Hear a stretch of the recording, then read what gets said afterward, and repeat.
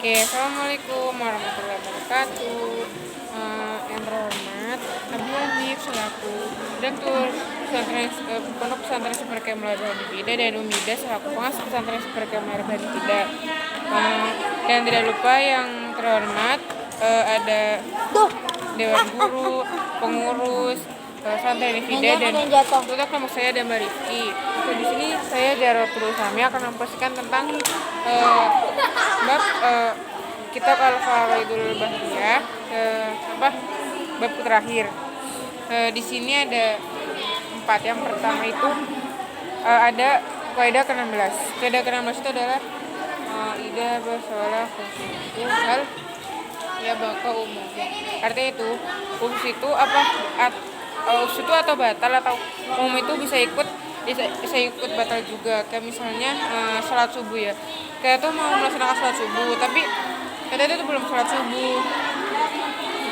subuh tapi kita tuh kayak sudah melaksanakannya tapi tidak menyadari tiba-tiba itu udah sholat subuh. Nah itu tuh tapi ada 2 pendapat. Yang pertama itu ada yang itu menjadi sunnah dan yang kedua itu menjadi batal. Terus kaidah yang ke-17 itu ada alhamdulillah yuk sholat hukum namanya. Artinya itu bisa ikut hukum maklus atau majhul. Artinya itu kayak misalnya ada kambing bunting. Misalnya kan ada kambing bunting dijual. Itu tuh kayak anaknya tuh tidak bisa terikut jual gitu loh, tidak bisa terjual. Itu ada 2 pendapat juga. Yang pertama itu sah kalau misalnya anak itu dijual, tapi ada yang kedua itu tidak sah kalau anaknya itu tidak dijual kayak gitu. Terus selanjutnya itu ada kaidah ke-18. Kaidah ke-18 adalah an-nadiru al-yudham.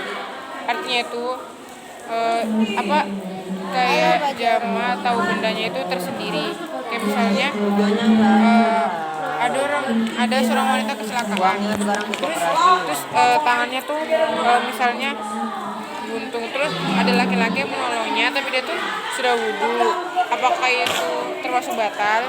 Itu ada 2 pendapat. Yang pertama itu batal karena laki-laki itu udah berwudhu, tapi ada 2 hal juga kalau tidak batal gitu. Terus kaidah ke-19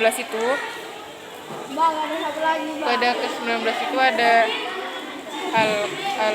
al qadir ala bakon. Artinya tuh benar atau lebih kuat gitu.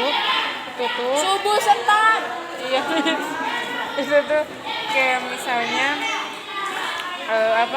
misalnya ada sarung yang najis, terus ada juga sarung yang udah najis, terus tiba-tiba sarung yang sudah terkena najis itu sudah kering. Jadi kita tuh tidak bisa membedakan mana sarung yang najis dan mana sarung yang tidak najis.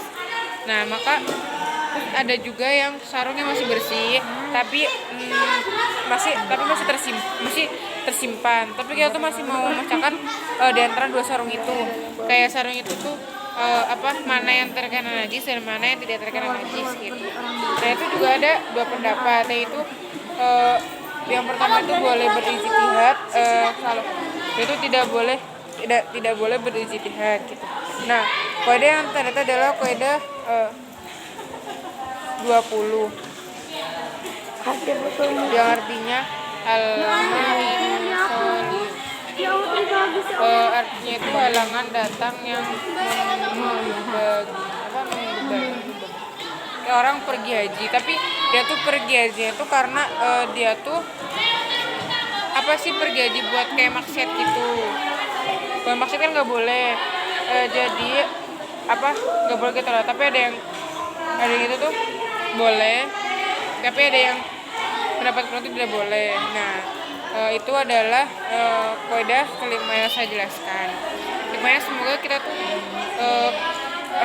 mengerti semacam ini. Artinya tuh kita tuh nggak boleh bertujuan maksud ketika kita tuh ingin berpergian haji. Kan kita tuh kan niatnya baik, jadi nggak boleh. Nah kayak gitu.